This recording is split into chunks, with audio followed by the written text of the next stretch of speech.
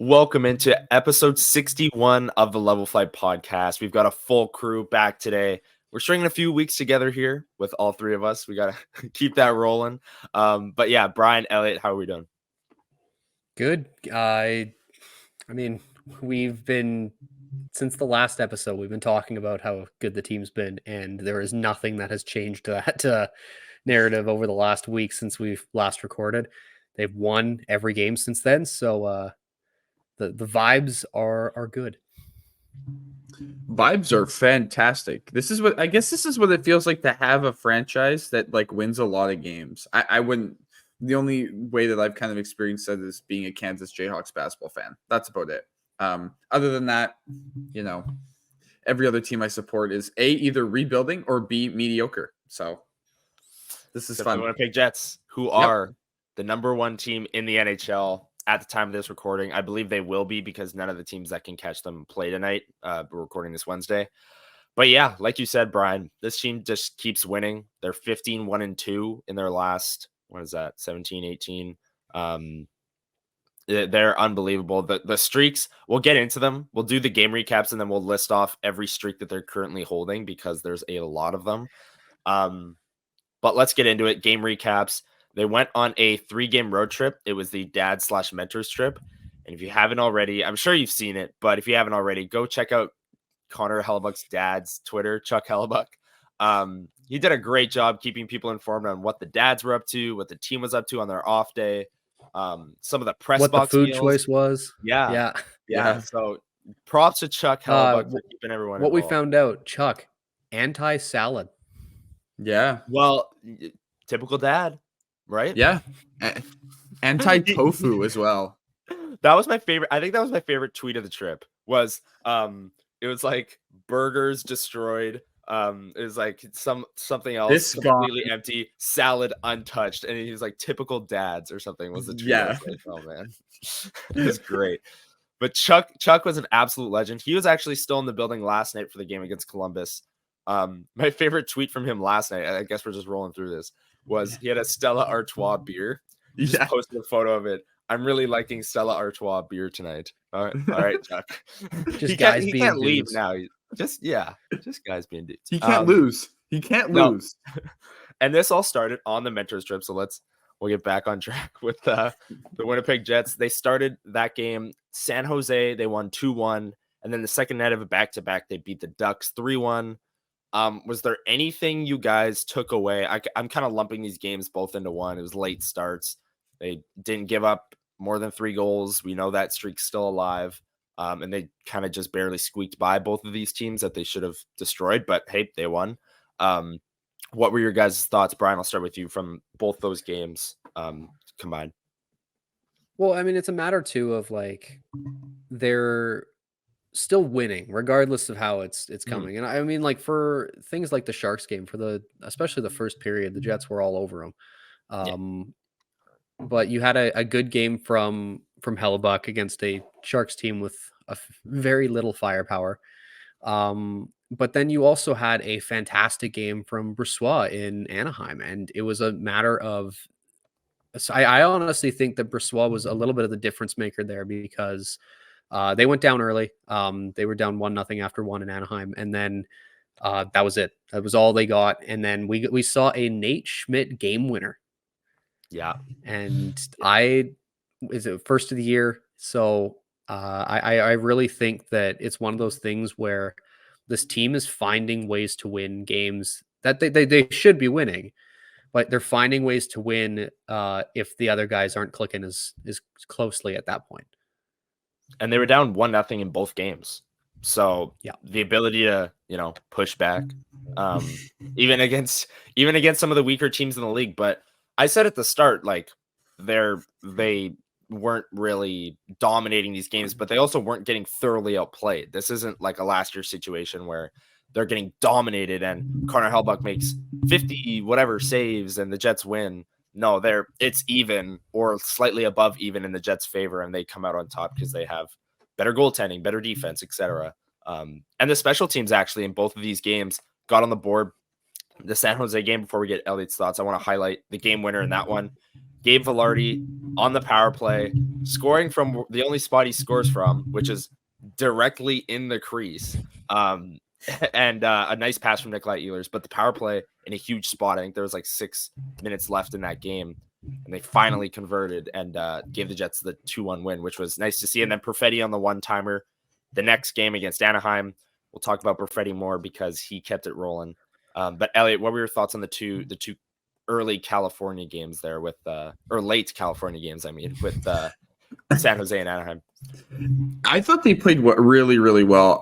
The Sharks game, it kind of felt like a little bit of a sleeper. It wasn't really the most entertaining game, but if you're the Jets, you don't want the Sharks to look entertaining. Like, they're a bad team. You want to make sure that they continue to not play to their strengths, continue their losing role. And yeah, Vilardi's bunt goal was the best goal I've ever seen. Just kidding. But I did really enjoy their power play and how they've continued to move the puck for the most part and look for, like, we'll talk about in the Columbus game. They scored 16 seconds into a power play. Like, they haven't done that yet. They hadn't done that up until that point this year. So, but just speaking on the two California games, I thought the Jets were really good. Like, there's really not much else to really say. Like, they're just rolling right now, and that's just the way you got to put it. Yeah, I 100% agree. Especially with the power play. We talked about it last episode, I think it was, that there was a clear like shot first mentality. I think it's working. And they're finally scoring. Rick Bowness would agree, said it's not a momentum killer anymore. We're generating chances and the goals will come off of that. And this is all without their top power play player in Kyle Connor, right? But they kept that rolling. And then Sunday's game against the Arizona Coyotes, I mean, there's a lot of ways you can describe this game. This one was not close whatsoever. The Jets win 6-2. The Coyotes finished with 17 shots on goal, and one of their goals was Hellebuck trying to do too much out of the net, playing the puck. And, you know, that happens. Like, you see goalies around the league do that. I thought Hellebuck's actually been pretty good at that this year, playing the puck, especially compared to years past. But it was just a smothering game. And this was the typical Winnipeg Jets that we've seen. They scored 6 goals, and Arizona had no push. They had 17 shots on goal through the whole game. Like, it was one of the most impressive wins of the year, especially third game in 4 nights, end of a road trip. All the excuses we've heard in the past that this team just does not care about whatsoever. What were your guys' thoughts? Elliot, I'll start with you again. The Arizona game, just the dominant 6-2 win. Yeah, you say the word dominance, and yeah, that's what it was. They were really good. Like, they deserved the off day after the first 2 games, and I kind of thought, well, they went to the links. The dads are here. They've probably been kind of relaxed, and I was a little worried that they'd maybe fall out of rhythm in this Arizona game. And no, I was at my girlfriend's ring-out game. I pull up my phone because I didn't end up watching the first period. I ended up watching the rest of the game. Pull up my phone. They go, oh, Karel Vegemelka, okay, 13 to 14 saves, not bad. I flip over. Connor Hellebuck, 5 saves. What the? And I'm like, what happened? So then I obviously go back and I look and I go, oh, well, the Jets were dominating. They had power plays. They were drawing penalties. They were all over Arizona. And I just think that they again, they're on a roll, but it's not by just doing one thing. They're not just scoring a bunch of goals and Hellebuck's making a bunch of saves. No, this is good team defense. They are still finding the back of the net. They're generating and converting on chances. And then they're also, and I think this is something that nobody's really talked about. And I talked about actually on Game Over for the Sharks game. The Jets have become a very disciplined hockey team. Mm-hmm. It's become more like if they get more than 2 penalties in the game, like if they have more than 4 penalty minutes in the game, either A, there was a fight, or B, I'm not sure what it is. But I think game management. It's been really good, especially when they've gone up in games. They've been really good about making sure to check their sticks. They're not hitting guys late. They're not trying to do anything too out of the ordinary. And it's not like they're setting up like a super crazy trap or anything to try to stop teams. It's just they're keeping teams in check, and they're keeping themselves in check. And I think that is what has really put this team over the top, is just that ability to game manage and to make sure that they don't allow a game to get out of hand by allowing a team to score a power play goal or even putting a team on a power play. Yeah, and that all feeds off of their 5-on-5 defense, which is the best in the NHL. Like when you protect the house as good as they have, you don't have to take minute penalties because you trust in the system, you trust in your goalie. You don't have to reach for that puck. You don't have to reach in the guy's midsection and hook him. You don't have to slide to block the shot and take the guy's legs out, right? Or go for that hit to take yourself out of position, because if you stay right here in this position, the other team's not scoring. Brian, 6-2, huge win against a playoff team at the time. Arizona was the second wild card. Now they're out of a playoff spot as we record this, but playoff team at the time. Third game in 4 nights. Wrap up the dad strip. I agree with Elliot. I expected a bit of a letdown, but clearly that was not the case. Well, I mean, I've come to a point now where I'm expecting a really good effort in other games that they probably should have been a step or so behind. I saw, it was really funny. I saw a thing in a Facebook group that, as we know, they can be something. And I saw a thing that said the Jets were out golfing with their dad/mentor the morning of a game. So don't be surprised to see them lose tonight. I'm like, well, that has, first of all, no bearing. But secondly, maybe they should golf more. Well, but you can't do that here, though. Right. That's kind of hard to do at home. So what you're trying to tell me golf is simulators. Yeah, I guess so. And I guess you got the golf dome, but yeah, go to the dome. Yeah, just rent out the golf dome every time after morning morning skate. Just morning skate, golf dome, nap, game time. But when you reap the rewards, because you'll just dominate as we've seen. Yeah, you'll dominate everybody, but but no, like it's just one of those things, and I want to build off of what Elliot was saying, where it was like they're being very disciplined, and it's a good thing because at the time of this recording, they are 26th in the league with penalty kill percentage. So you need to be disciplined when you're struggling to keep the puck out of your net on the power play. So yeah, it's one of the special teams are still the thing that you can point to and say that this needs to be improved, but that's really it. Everything else is you're looking at it and you go, just keep doing what you're doing. And even then, like you were saying, Connor, like the power play is no longer a momentum killer. They're getting chances. We're going to talk about it more now, but in the most recent one against Columbus, they scored a power play goal. It took them 16 seconds to do it, which I want to talk about the circumstances of that a little bit more, but it's the penalty kill that you need to figure out something to make it a little bit more successful, because against teams that can really fire it past you, if you take a penalty, you can really pay for it. It's truly incredible that they're in this spot and with all these streaks with a bad power play and penalty kill, like bottom 10 in the league in both. It's really honestly hard to wrap my head around, because to be that dominant and first in the NHL, like we've seen teams like the Tampa Bay team that set the record, and then Boston, who then broke the record for all these points. These teams had like top 5, especially Tampa had like the number 1 power play. Edmonton is the number 1 power play every year because they have McDavid and Draisaitl, and they win games because of it. They beat teams by a ton. You just see these elite teams just destroy other teams because their power play scores 3 goals in a night because they have Connor McDavid, and they're good to go. The Jets are kind of like doing it the hard way, if that makes sense. Like, they're just winning at 5-on-5. They're just so much better than you at 5-on-5 that it doesn't matter if you score a power play goal or 2 and we score 0. We're still gonna beat you 3-0 at 5-on-5, and that's the game, right? It's really remarkable. Another game where, again, we've described it this whole episode, but they keep doing it. They win 5-0 against the Columbus Blue Jackets. I don't know if you guys have anything really to take away from this game besides that 16-second power play goal.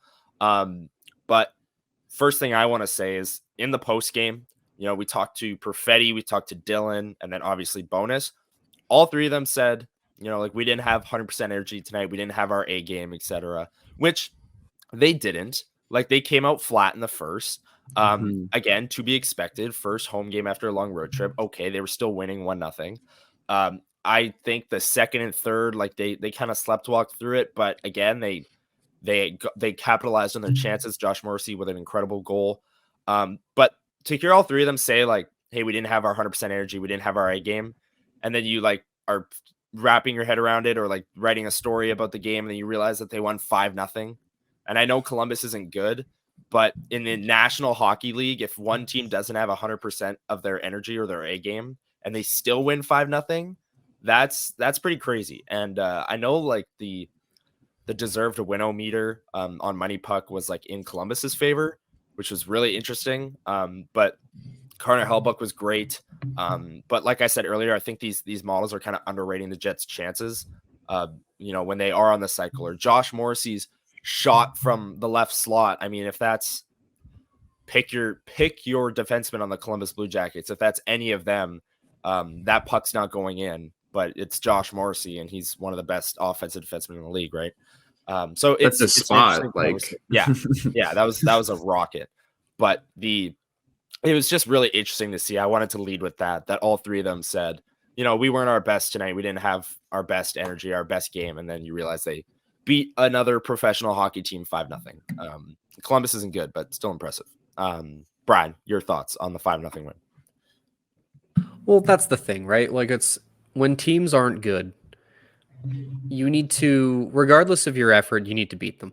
So it really goes to show sort of where they're at right now, where they can think that they're not playing their best. And like they really like it definitely wasn't like one of their best games. But they still won 5-0. Like, and it was never a point where I was like, oh, Columbus is pressing to, get the equalizer at any point. But no, that's really all I have to say on it. Was just like they took care of business regardless of sort of where they were at last night. And I think that's a real testament to where they are right now, where they truly think that they need to improve even after winning 5-0. Yeah. Elliot, your thoughts? Yeah, I kind of want to second that and just say, as much as we've seen this team be good, we haven't had like the Jets haven't had that huge like statement victory where they beat a really good team like really bad, like a 4-5-0. But we also hadn't seen them have a game where they go out and they don't play well and they still dominate the team. And we finally got that last night. And I think that's, as bad as this is to say, I think that's the mark of a really good team. If they can play a team that they should be beating and the other team isn't playing great and you're not playing great and you smoke them, I think that shows the quality in your team and it shows how good you are, right? Like I think honestly, to be honest, the Sharks are technically the worst team in the league, I guess on paper. And I didn't really see that. Same with like Anaheim's not one of the better teams in the league. And they both of them gave the Jets a better game than Columbus did. And the Jets gave more in those other two games and came away with a win and looked like the better team, but they really had to work for it. Like they probably could have lost both those games if they had played the way that they had played against Columbus. Columbus came out kind of meh. The Jets came out completely flat. And the final score is 5-0. Connor Hellebuyck, 34th career shutout. And we're sitting here going, okay, they've won another 4 in a row since the last time we were on. Like, yeah, that's where I think that they have turned the corner and they are really looking like a good team. Yeah, I agree. And let's roll through these streaks because there are a lot of them, and then we'll head to break. And we want to talk We want to compare this team to the best Jets team since Sacrilege. they came back, the 2017-18 team. So we're going to do that after the break. And we're also going to talk about some of the injuries and where these players that are currently hurt may slot back into the lineup. But first, 30 straight games allowing 3 goals or less, 18 straight allowing 2 goals or less in regulation. 17 of those 18 games they actually allowed 2 or less, and then the one was an overtime loss to Montreal. So you throw a little regulation in there, and that record is pristine. 11-0-2 in their last 13, which is a franchise record point streak. It was a record at 9-0-2, and they've won 2, so they're just keep pushing it. They tied their franchise record in wins last night with 7 straight, and they can go for 8 when you're hearing this tonight against the Chicago Blackhawks or the Rockford Ice Hogs. That's I'm not going to say anything about that because even without Bedard, like I just for some reason the Hawks just seem to play us hard regardless. Oh Jason yeah, it's divisional. They have a reason to get up in the morning. Jason Dickinson 6-goal game. Hey, he's got more points than PLD. So to break all the streaks. Yeah. Like true. Adam Lowry has more points than PLD. What's your like everyone has more points than PLD. Yeah. I'm just saying. Rubbing salt in the wound. And then last thing, which is just kind of a personal streak. Also, okay, there's 2 personal streaks. Hellebuck is also on his own record-setting point streak, which is the same as the Jets one, 11-0-2.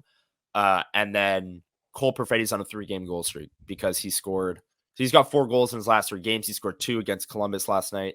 First multi-goal game. Nice. First career multi-goal game. He was out there a lot late. Rick Bowness said after the game he's trying to get him the hat trick. But unfortunately didn't get it. He had a huge block shot right at the horn though, which is an entirely different discussion because get out of the way. Like it's 5-0. Whatever. The team liked it. But if he breaks his foot, I'm sure they wouldn't have. That's all I'm going to say on that. Well, we almost lost 2 players then, because we forgot to mention. We should mention Mark Scheifele took a puck to the ear. Everyone was having PTSD flashbacks to Brian Little. Turns out Scheifele was okay. It was precautionary. Couple stitches. There was stitches in his ear. It was bloody. But he's okay and he should be fine in the lineup Thursday against Chicago. I mean, if he isn't, that was a scary situation though.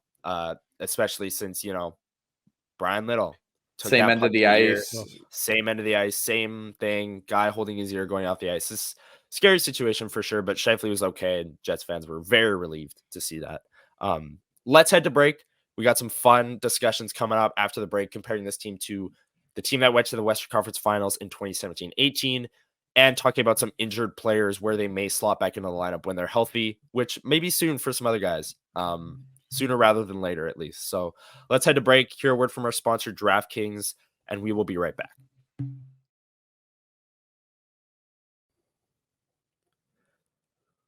We know hockey games move fast, but with DraftKings Sportsbook, an official sports betting partner of the NHL, you can score faster than anything happening on the ice. This week, new customers can bet $5 and get $200 instantly in bonus bets. Download the DraftKings Sportsbook app with code THPN. New customers bet $5 on the NHL and get $200 instantly in bonus bets. Only on DraftKings Sportsbook with code THPN. The crown is yours. Gambling problem? Call 1-800-GAMBLER or visit www.1800gambler.net. In New York, call 877-8-HOPE-NY or text HOPE-NY. In Connecticut, help is available for problem gambling. Call 888-789-777 or visit ccpg.org. Please play responsibly.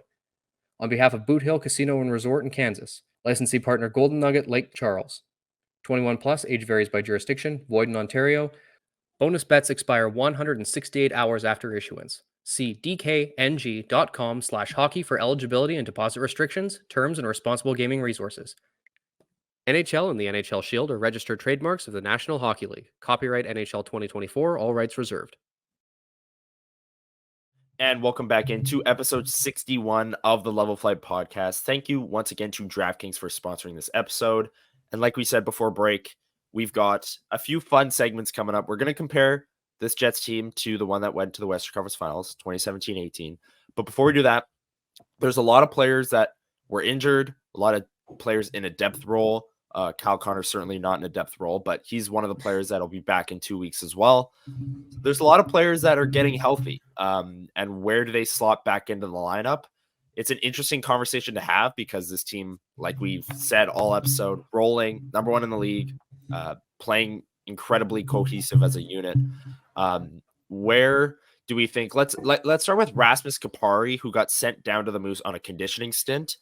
Do we think he, after his conditioning stint, that's about 2 weeks, do we think he slots back into the lineup? Is he the 13th forward? Maybe he goes in for Axel Jonsson-Fjällby. Where do you guys think Rasmus Kapari slots in? And I guess you could slide Gustafsson into that mix too, but Bonus said he's still a ways away and he's still on injured reserve. But just kind of the fourth line, if Gustafsson and Kapari were both healthy, what would you guys do with that scenario? I'll start with you, Brian. Well, for me, and I've talked about this before, where it's that fourth line, yes, they're creating, but they're not going to move the needle enough that if you swap someone in on that line, they're going to lose any and all impact.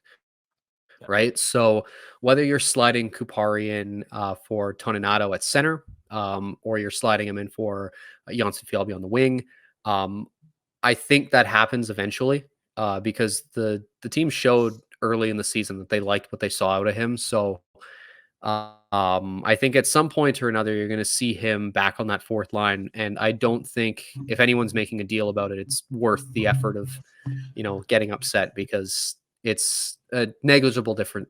And you're still getting the speed. That's the biggest thing for them is, the speed and getting on pucks quickly. And yeah, like I feel like it'll be nice to have someone like Kupari who can just step in whenever, because the depth is nice.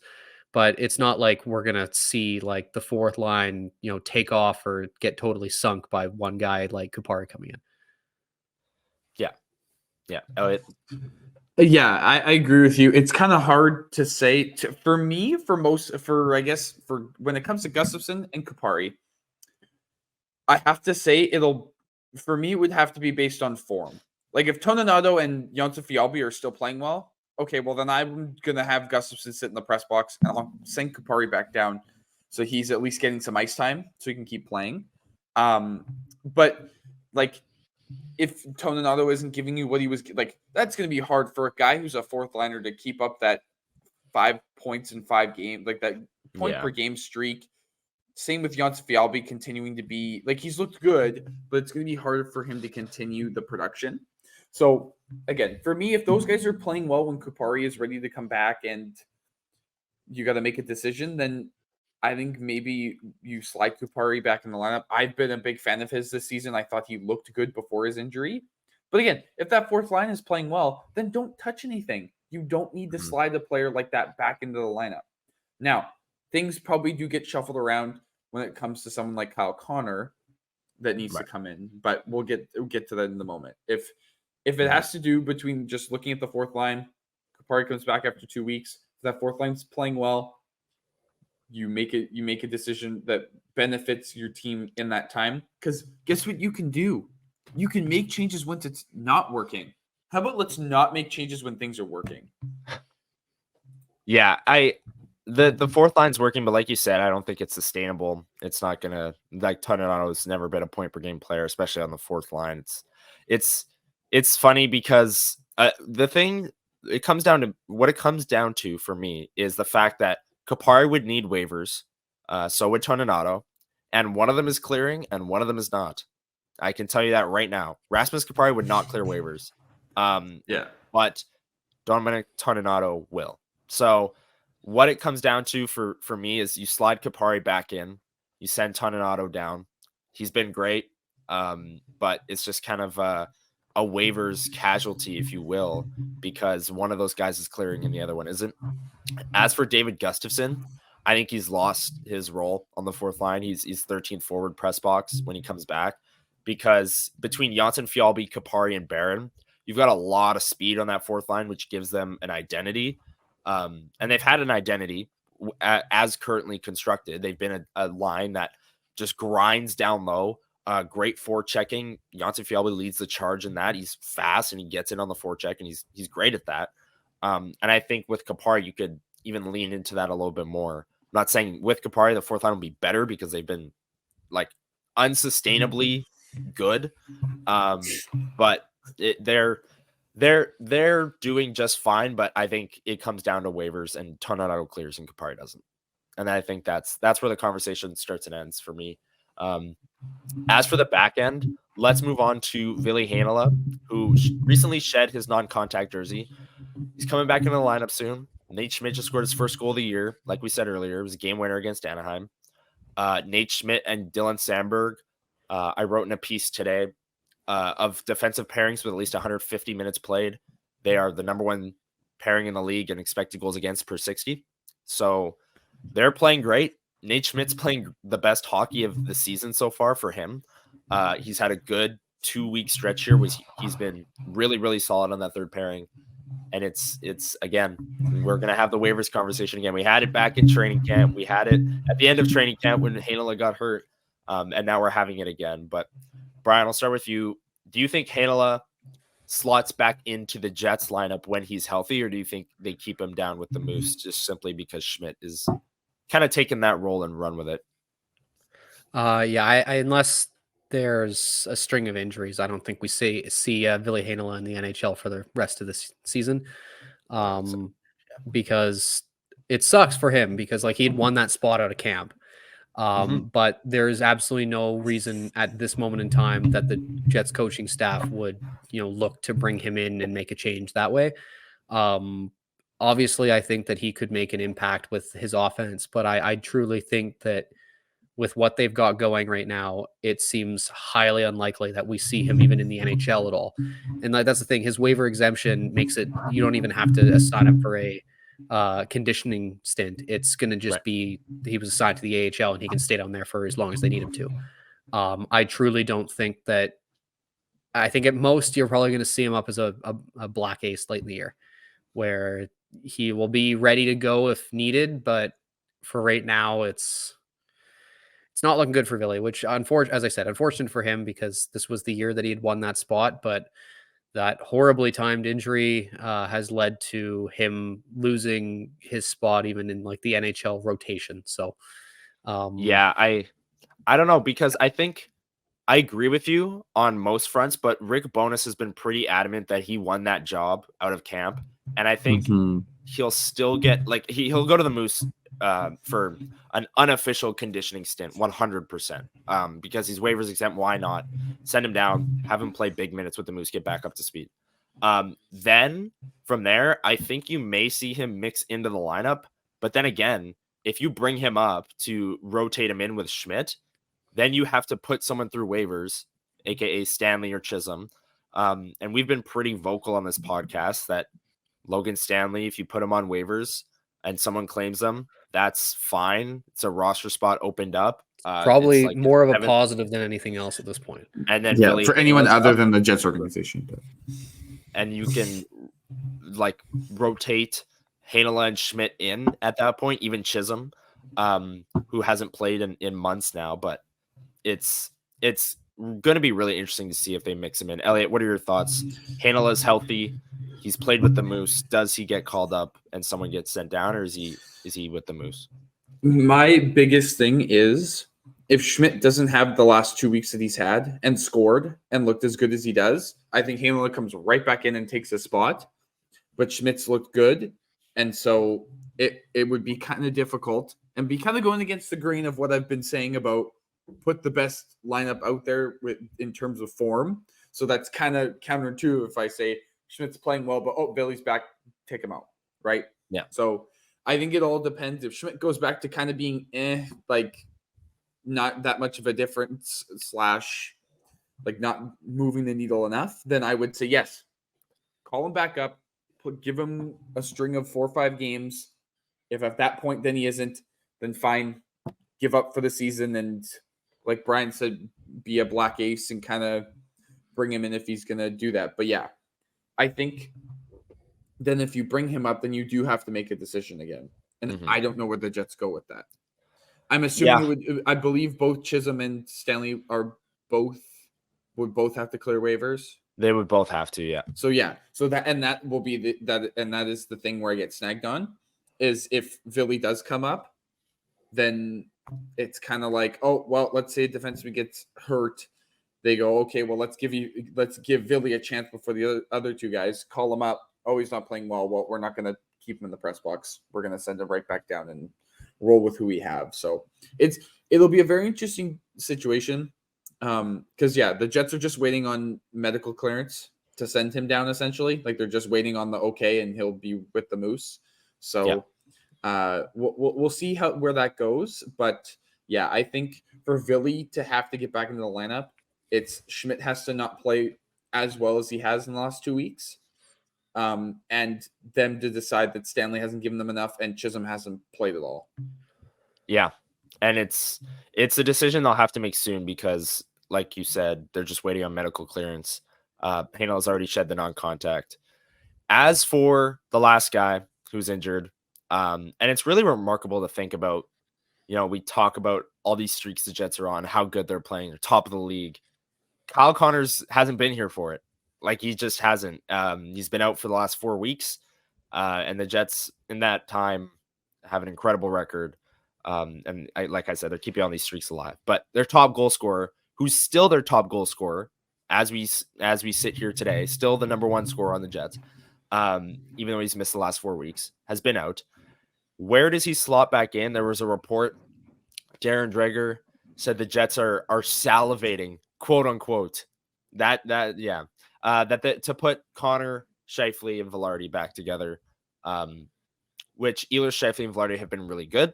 Analytics, counting stats, whatever you want to look at, eye tests, they've been great. So I don't know what they do there. Just quick thoughts, because we're still like 2-3 weeks away from Connor returning. So maybe we won't go too deep on this, but quick thoughts, Brian, on where Connor maybe slots back in. If he was healthy today, let's pose the question that way. If he was coming back into the lineup tonight, where would you slot him in? I would essentially just straight swap him in for Iafallo on the second line. Mm-hmm. And then, I mean, at that point too, because then you also have a great sort of idea as to whether or not Perfetti and Nemestikov, what their impact defensively does for Connor's game, because as we know, not exactly a defensive stalwart. But if you have two guys who are really good on both sides of the puck, suddenly that opens a few more things up for Connor. You obviously you've got the history with Scheifele and Velarde in that little sample size early. But you also have to look at the fact that stylistically, Perfetti would play really well with a guy like Connor, who is a pure shooter. So if you put those guys together, I think that would be perfect. I do still think they need to address a need at that second line center. I think Nemestikov has been great in that role, but I do think that is a place that they need to upgrade. But then you would have a Connor acquired center Perfetti line, and then you essentially have two first lines. So I think that would be the place that I would put him in. Yep. Elliot? I 100% agree, but I will disagree that is where he will go. We all know where he's going to go. He's going to go right back to where he was right before, even though the funny thing is the common denominator through this entire year of Velarde getting hurt and then Connor getting hurt, the one guy who has been the common denominator, and I'm not even going to say Mark Scheifele, it's been Nikolai Ehlers. Mm-hmm. Nikolai Ehlers has been the common denominator. So you're not going to reward him for his crazy level of play with sticking with the line that he has been comfortable with and where he deserves to be. Now, I think even if you, let's say you throw Connor, Scheifele, Velarde, your second line is still then Ehlers, Perfetti, either Nemestikov or, like Brian said, acquired center. That is still a really good second line. But I do agree with you, Brian. Kyle Connor should go back on the second line just for the time being until that first line either A, completely cools off, or B, Kyle Connor. Well, if Kyle Connor is dominating on the second line with Cole Perfetti, I think you also need to look at it in terms of like a matchup perspective. If I'm the Jets, I would bring Kyle Connor back on the second line, because then you're getting either Kyle Connor's line is either getting the best from every team, like whatever the best defensive line is, and then Scheifele, Ehlers, Velarde gets the not as good defensive matchup, right? You have to think of it in terms of matchups. Or if the teams want to go, well, the first line's doing so well, okay, well then Kyle Connor is going to get so many chances because Velarde's just going to keep finding him through not as good defensive lines, right? Like when it comes to matchups, I think that's how they need to make it work, because then you have a threat on. You still have a threat on either line, even if Kyle Connor goes back to the first. But I really think that you have a unreal second line if you put Kyle Connor back there. But we all know where he's going to go. He's going to go right back to the first line. We're going to see how that works once he comes back. I'm booking it right now. That's why I'm speaking like that. But yeah, I really do think that Connor should be on the second line, but he'll go back to the first line. They'll roll with what they had in that little spurt of the original three that we saw, and I'm sure they'll be just fine. I'm sure they'll do the same chance creating. I just don't think they're going to be as good as this Ehlers, Scheifele, Velarde line. Yeah, and I agree with what you said that Ehlers has been the common denominator this year. Like every line she's been on, has dominated analytically, goals, whatever you want, like real goals, whatever you want to look at. Ehlers has been the guy, and he's going to pass Kyle Connor, or he's close to passing him in goals on the season, and he's having a great year. He's on pace for near 30 goals. So Nikolai Ehlers deserves top line minutes. He deserves to be with the best players, Scheifele and Velarde. And we'll see what they do. Maybe they go back to Ehlers, Scheifele, Connor, because they rolled with that a little bit this year as well when Velarde was out. So interesting options. This team is so deep that there can so many combinations that you can roll with. That it'll be really interesting to look at. 2017-18. Let's get into this because that team has been up until this point widely regarded as the best Jets team since their return, since 2011.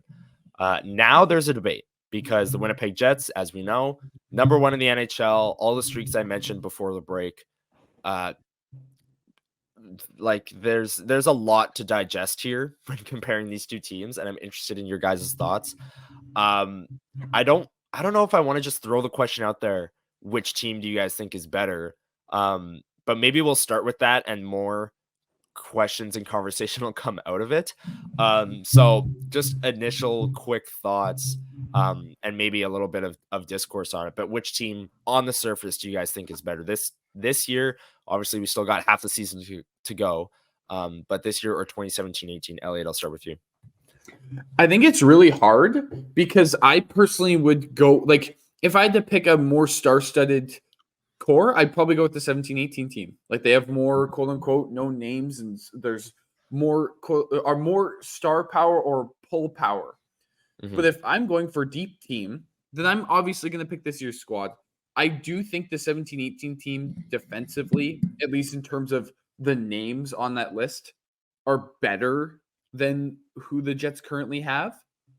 But again, you're then going up, you're either taking a team that has more names, more quote unquote, you could say star power, over the team that may not be as good in terms of names on paper, but is analytically, stylistically, and strategically the better team. Like I really think that this Jets team is this good off of, yes, everything kind of coming together this year and all the players playing all at the same high level. But I really think it has to do with the way that Rick Bowness has coached the team. I think it's how he set up his systems. I think it's the way that the Jets are playing their game, the way that they're structured, especially defensively. But it's really hard to turn down that 17-18 team with how is, you could say how deep they were, but more in terms of defensively, I'd say they were more deep. But yeah, I just was gonna say, I think if I had to choose, I'd probably still take this year's team just off of the way depending if it ends up becoming a coaching battle, I'm probably taking Rick Bowness. Brian. I think The thing that I'm looking at most here is the 5-on-5 play, because obviously that is what you see the most in a season. And this year's team is one of the best 5-on-5 teams, both on the offensive side of things and their defensive play is one of the best showings I've seen, especially with the Jets, since that 2017-18 team. And I truly think that for me does vault this year's team ahead, because if you start looking at like things like special teams, which are obviously it's a minority of chances, obviously that 2017-18 team was much better. They were above average in all of the of both power play and penalty kill. But I truly think that with how well the Jets are performing at 5-on-5, the fact that they're sitting top of the league with a less than serviceable power play, a less than serviceable penalty kill, says a lot about how good this team truly is. And then you still have Connor Hellebuck playing at the level that he is. So I think that with the sort of the level of play there, I think I'm taking this year's team. If you can combine the two and get the power play and penalty kill from 2017-18, this team would be unstoppable. Yeah, I agree with that last sentence. The special teams would be much appreciated. I'm going to disagree with you both. That 2017-18 team, I think was loaded. When you get to the coaching question and whether or not Paul Maurice held them back a little bit, I think Rick Bowness is the better coach, and he's proved that this year. His systems are better, and I agree with that, the 5-on-5 play. But if I'm taking a team on paper, it's easily, in my opinion, the 2017-18 team. I mean, their fourth line center was Brian Little. They had Perreault, Little, Armia was their fourth line with Jack Roslovic, a healthy scratch. And then Tanev, Lowry, Kopp as their third line. Kopp went on to sign a top six money deal. Brandon Tanev signed for $5 million less than Nino Niederreiter. Like these, Tyler Myers, who was on this team, signed for $6 million. Is this team, everyone in their role was playing at a level that got them a contract that was like, wait, like they overpaid for Brandon Tanev. Like it was a bit of an overpay. It was a definite overpay for Andrew Kopp, and it was a definite overpay for Tyler Myers. Like these players, I know Kopp was a few years removed from 2017-18, but that was maybe the best version of who he was as a player. Then you add in, it's the peak of Patrick Laine's career, probably. Nikolai Ehlers was 21. Connor Scheifele Wheeler was a dominant top line at the time. Like we know the Jets held on to that line too long in the end, but in 2017-18, they were a great combination. They went into Nashville and I know this Jets team can make these things can happen.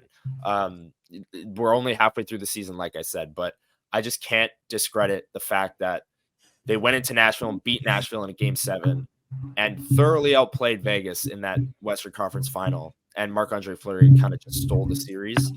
And then if, the hockey gods were maybe on the Jets side, what happens in the Stanley Cup final? Who knows? But I just can't shake that thought of Marc-Andre Fleury just completely goalieing this team in the Western Conference finals. And that for me just puts this team, because like we've said, the special teams, the 5-on-5, like that 2017-18 team was really good at 5-on-5. Plus they had a power play that was, I think, 23%, over 23%. I have it up here. Hold on. Their penalty kill was 81.75%, which I know is higher than the Jets team this year. And then their power play was 23.3%. League average was 20% that year. I don't know. Patrick Laine did a lot for that. A lot of damage from the one-timer spot. But I'm going to disagree. I would take 2017-18 still. Just because you look at this team is deep. 2017-18 was deeper, in my opinion. That's just where I'm at with that. And Connor Hellebuck is Connor Hellebuck. He's been great both years. He's arguably been He's arguably been better this year, actually. So I think, I was going to say, I think that's a harder question. Which version of Connor Hellebuck do you want? This year, I think. He's been incredible. He's number one in the league in goal saves above expected. But yeah, I'm going to take 2017-18 because I think they're the deeper team. They have the better special teams, and they're not like a slouch 5-on-5. I know this team this year is dominant 5-on-5, and that's the reason they're on this streak. But they're a slouch everywhere else.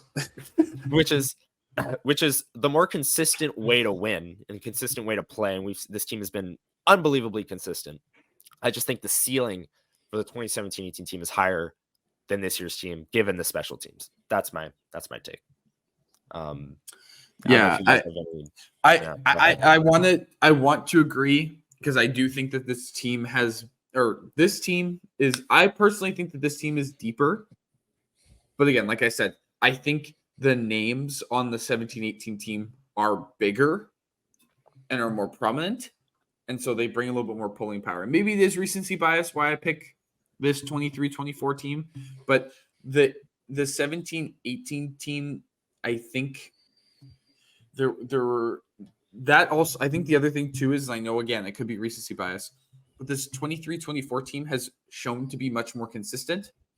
The 17-18 team really felt like they'd win 3-4 in a row and then they'd lose 2 in a row, and then they'd win 3-4 in a row and then they'd lose 3. Like it really felt like it was this swinging pendulum. And at times it felt like in that playoff run that they hit the upswing. They were one of the teams that it got to the good times right as the playoffs started, and they swung into momentum. And it just felt like, as much as they were good in that Vegas series and Marc-Andre Fleury stole it, it really felt like the pendulum was swinging back and they kind of run out of the luck that they had gotten, because they were a good team, but at times it felt like they were too streaky. And not to say that this team hasn't gotten any luck yet, and we'll see it here in the playoffs, but I genuinely do think that this 23-24 team is much more consistent than the 17-18 team. Yeah, I agree with the consistency thing. My thought process is more like, if you're taking one of these teams to win the Stanley Cup, I'm taking 17-18 just because of that ceiling. I mean, you have prime Blake Wheeler, you have prime Dustin Byfuglien. Excuse me, you have Mark Scheifele at 24, and we know what he did in that playoff run. Like, I think that's the best version of Mark Scheifele we've ever seen. I know some people like to say this year, but that is recency bias if you really want to define it. Like 2017-18, there was a genuine conversation if he was like a top 5 center in the league. That's not a conversation. I can't stand that conversation or that discourse. But anyways, that's another discussion. Mark Scheifele, 24 years old. They trade for Paul Stastny. Jacob Trouba's 23. Now he's the captain, making top line money. Josh Morrissey was 22, and he wasn't as good as he is now, but he was a good second pairing defenseman. Adam Lowry was 24. Like, all these guys were in their prime. Laine, Ehlers. Laine was 19. Ehlers was 21. Kyle Connor was 21. Like, these are all 21 to 25 is when you want your players to, like, that's when they're peaking. And then you have Dustin Byfuglien and Blake Wheeler, who were over the age of 30, but still smack dab in the middle of their prime and playing at the peak of their powers. I just don't think this year's team is that deep. And yeah, they've been more consistent at 5-on-5, but I don't think the ceiling is there. Brian, do you have any final thoughts on the subject? I think the ceiling's there. I truly do. That's where I think, obviously, there's the discussion to be made, because you also saw, like, that's almost a level of confirmation with the ceiling of the 2017-18 team was, you saw how good they played in that Western Conference final. So it's like, you can make that assumption that if they made it through, they could have won the cup. I think obviously you're basing it on a smaller sample size, but I don't necessarily think I agree that the ceiling for this team is lower because of how they play in the most dominant aspect of the game. Yeah. That's fair. I just think this year's team to me feels like a team playing into a system, the best a team could ever play into a system. Like, they have adopted Rick Bowness's system, and every player, top line through bottom pairing D, is fully bought in, and they're protecting the house. They're doing all these things, playing great 5-on-5.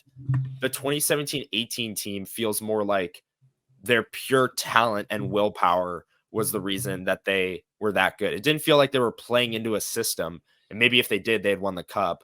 I'm not saying this year's team is like system dependent, but it just feels like the 2017-18 team was more just kind of freelancing it, and they were just the most talented team in the NHL who ran into a hot goalie.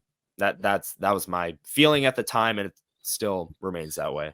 I think it still also has to do with, if you're going to talk ceiling, you also have to hope that that team reaches its ceiling. I personally think that if you put the two team ceilings, yes, maybe that this year's team may not have as high of a ceiling as that 17-18 team.